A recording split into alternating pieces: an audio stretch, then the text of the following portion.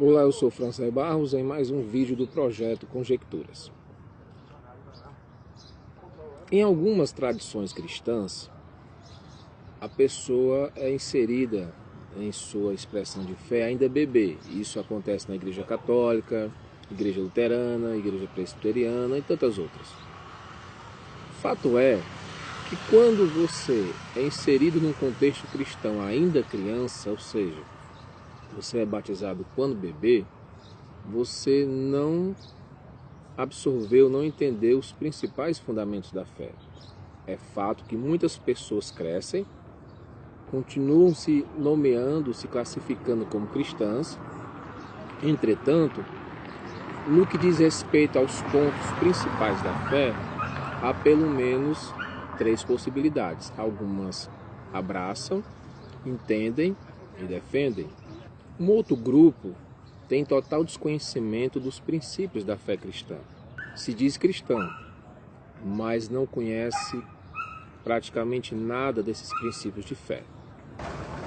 Um terceiro grupo, eles entendem os princípios de fé, o básico, entretanto abraçam outras expressões de fé opostas ao cristianismo, tentam conciliar os dois caminhos, dizem-se cristãos, mas vivem uma vida de fé totalmente oposto daquilo que está nas Escrituras.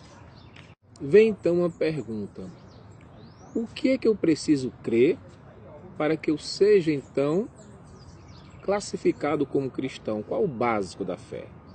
Nesse vídeo e no próximo eu vou compartilhar com vocês alguns pontos básicos da fé e não vou entrar em profundos detalhes, vou apenas explicar. E esses pontos, se você assim crê, se você assim observa, sim, você pode se nomear, se classificar como cristão. O cristianismo é uma ótica pela qual entendemos a vida espiritual e o mundo em que nós estamos inseridos.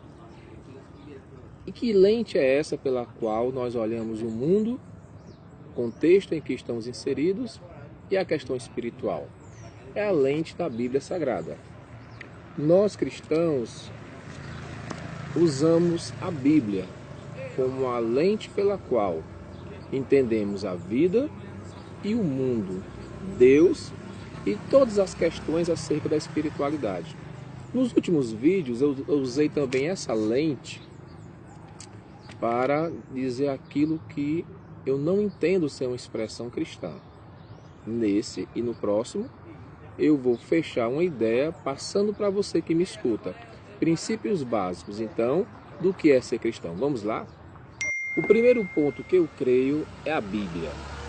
A Bíblia, para mim, é a palavra de Deus.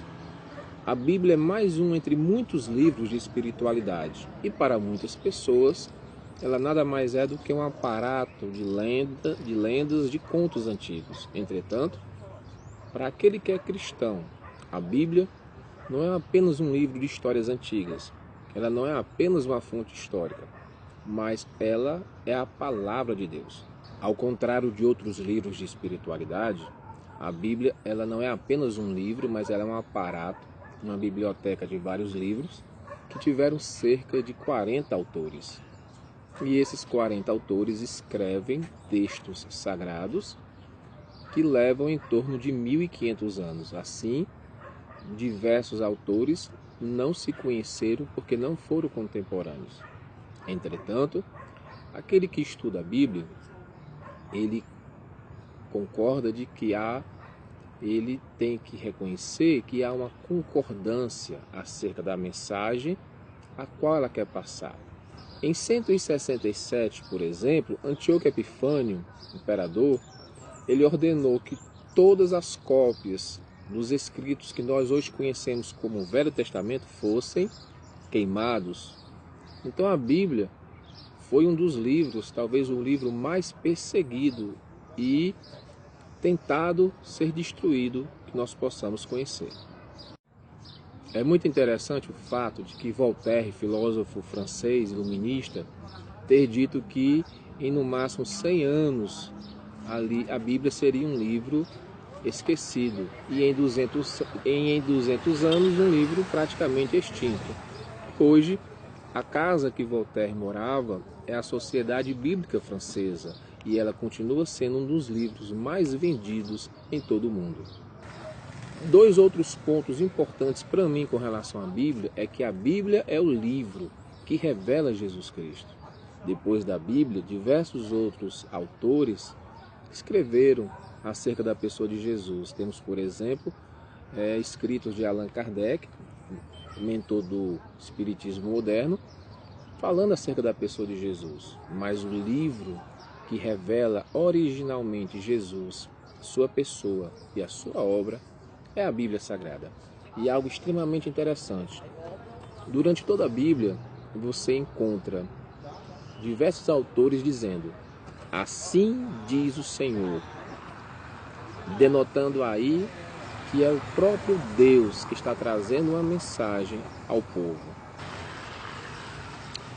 No livro do profeta Jeremias, no capítulo 1, no versículo 2, diz assim: a palavra do Senhor veio a ele no 13º ano do reinado de Josias. E diversas vezes nós encontramos a expressão assim diz o Senhor, denotando Deus trazendo uma palavra direta para o seu povo através das escrituras da Bíblia Sagrada. Então, um primeiro ponto de fé: eu creio na Bíblia como a revelação de Deus à raça humana. Aqui no livro de Hebreus, no capítulo 1, no versículo 1 e 2 diz: há muito tempo Deus falou muitas vezes e de diversas maneiras aos nossos antepassados por meio dos profetas. Então a Bíblia é a boca de Deus falando ao povo. No Salmo 119, no versículo 5 diz: lâmpada para os meus pés é a tua palavra e luz para o meu caminho. Como cristão, o segundo ponto que eu creio é em Deus. Eu creio em Deus. Eu creio em um único Deus, o Deus da Bíblia. Esse Deus, ele é imperceptível na sua totalidade por nós, por conta da nossa limitação. Lá em 1 Coríntios, no capítulo 13, no versículo 12, diz: agora, pois, vemos apenas como um reflexo obscuro. Agora conheço em parte. Então conhecerei plenamente, da mesma forma como sou plenamente conhecido. O apóstolo Paulo, aqui falando, ele diz que atualmente, nesse estado que nós estamos, na condição humana como estamos, nós conhecemos parcialmente. Ninguém, nenhuma expressão de fé pode dizer: entendemos e conhecemos plenamente a Deus. Entretanto, ele se dá a conhecer, ele se faz conhecido, ele se revela através da sua palavra. Ao contrário do islamismo, que diz que é impossível que o homem possa entender a Deus porque ele não se revela, nós entendemos, nós cremos que Deus revela-se ao homem através da Bíblia, claro, respeitando a limitação de conhecimento, de cognição do ser humano. Entenda, para o cristianismo, Deus não é uma força, Deus não é uma energia, Deus não é uma força do bem que age nas pessoas, e também o cristianismo não crê que Deus está diluído em sua criação e que cada um de nós é um fragmento, um pedaço de Deus que quando juntas se formam um todo. Nós não cremos assim. E quem é Deus? Deus é uma pessoa. Quando eu digo pessoa, eu não estou falando de alguém físico, mas pessoa como alguém que tem uma personalidade. E qual é o básico para entender essa personalidade? É alguém que tem intelecto, é alguém que tem volição, capacidade de decidir, de escolha, e é alguém que tem sentimentos. Quem tem intelecto, volição e sentimentos configura uma pessoa, uma personalidade. Deus é uma pessoa. A Bíblia diz que Deus tem sentimentos. A Bíblia diz em João capítulo 3, no verso 16, que Deus amou o mundo de tal maneira que deu seu Filho para que todo aquele que nele crê não pereça. Então Deus ama, Deus tem sentimentos. A Bíblia diz que Deus é uma mente, um intelecto criador. Gênesis capítulo 1, verso 1. No princípio criou Deus os céus e a terra. Uma mente inteligente, capaz de criar algo tão complexo. Não só a terra, mas todo o universo. E Deus, ele tem vontades, planos, desejos. Jeremias 29:11. Eu sei os desejos, os planos, os pensamentos que tenho a vosso respeito, diz o Senhor. Planos de paz e não de mal. Deus é uma mente, um ser, uma personalidade que tem projetos da sua criação. A teologia cristã elenca uma série de atributos. E o que são atributos? São características peculiares ao caráter, à pessoa de Deus. E esses atributos diferenciam Deus dos ídolos. E quando eu falo ídolos, eu aqui quero me referir, dizer, de todas as divindades, todas as percepções de Deus que não são de acordo com a Bíblia Sagrada.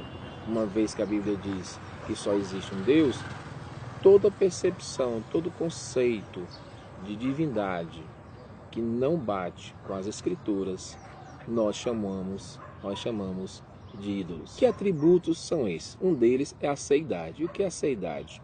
É a característica que Deus tem de autoexistir, sem depender de mais nada. Ele não precisa de ninguém, nem de nada, para existir. Lá no Salmo 90, no versículo 2, diz assim: Antes de nascerem os montes e de criares a terra e o mundo, de eternidade a eternidade, tu és Deus. Esse texto também evidencia um outro atributo, que é a eternidade. E o que é a eternidade? Basicamente, o fato de que Deus não está preso ao fator tempo. Ele não foi criado por ninguém, ele não tem começo e não tem fim. Em Gênesis 21, no versículo 33, Abraão chama Deus de Deus eterno. Ora, praticamente todo cristão crê que Deus é eterno. Se ele é eterno, ele não teve começo e não teve fim. Entretanto, por conta de muitos equívocos teológicos, muitas pessoas atribuem a Deus a ideia de que ele tem pai ou que ele tem mãe. Por exemplo, já falei para vocês, os mormons dizem que Deus tem pai e os amigos católicos dizem que Deus tem mãe. Sobre isso nós vamos falar depois, em outro vídeo, mas Deus é eterno. De eternidade a eternidade ele é Deus. Ele não está preso ao tempo, ele não teve começo, não tem fim, ele não tem pai, ele não tem mãe. Uma outra característica dos atributos de Deus é a imutabilidade. Deus não muda. De eternidade a eternidade, ele é sempre o mesmo. Ele já é perfeito. Não há uma necessidade de um aprimoramento, de um aperfeiçoamento. O Franzé com 15 anos era bem diferente do Franzé com 25 anos e bem diferente do Franzé com 40 anos, porque nós passamos por maturação, por mudanças, por evolução, fisicamente, intelectualmente falando. Deus não passa por essa experiência. Ele é eternamente perfeito, sempre foi perfeito. Uma outra característica de Deus é a sua infinitude. E o que significa dizer que ele é infinito? Que ele não sofre qualquer tipo de limitação. Ao contrário de nós, que somos limitados pelo tempo e pelo espaço, Deus não sofre limitação, nem do tempo, nem do espaço. Em Atos capítulo 17, no versículo 24 e 28 diz, Atos 17,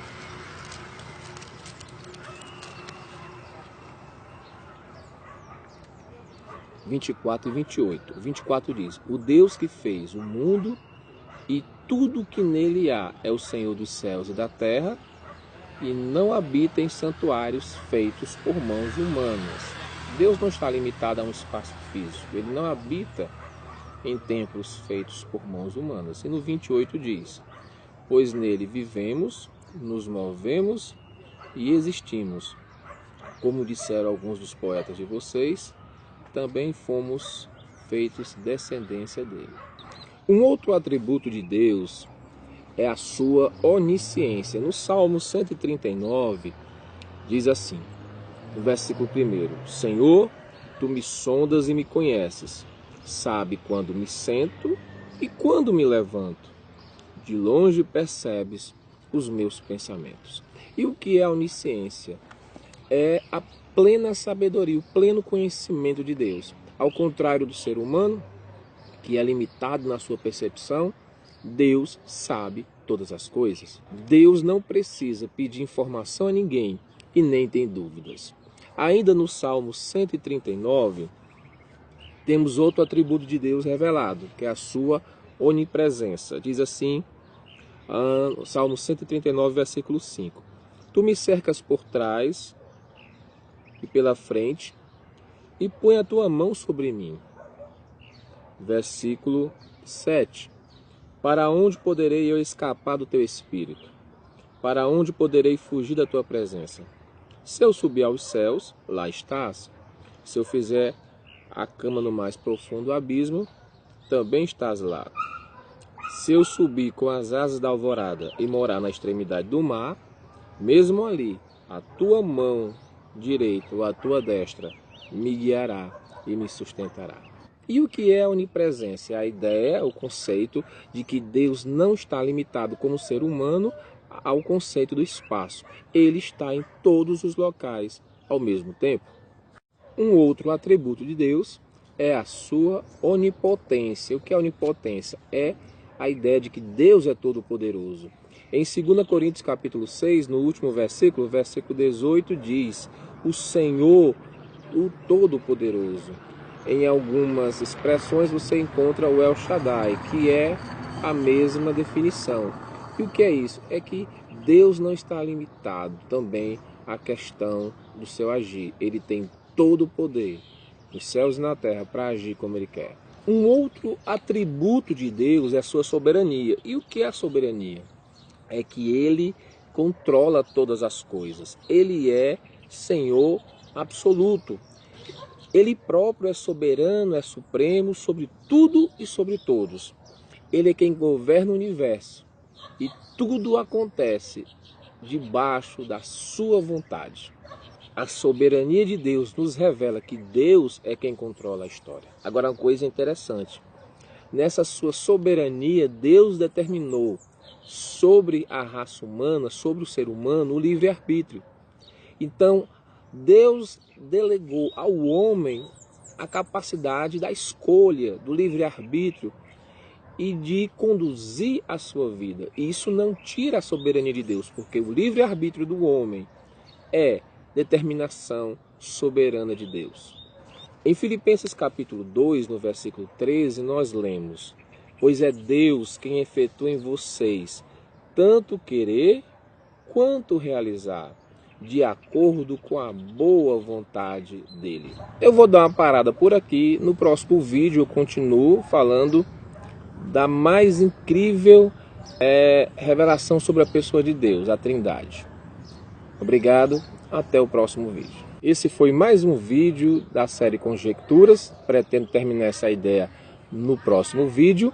Aqui ao lado você tem o meu Facebook e aqui embaixo o meu e-mail. Você também pode visitar o meu blog aqui nesse endereço. Obrigado, que Deus te abençoe.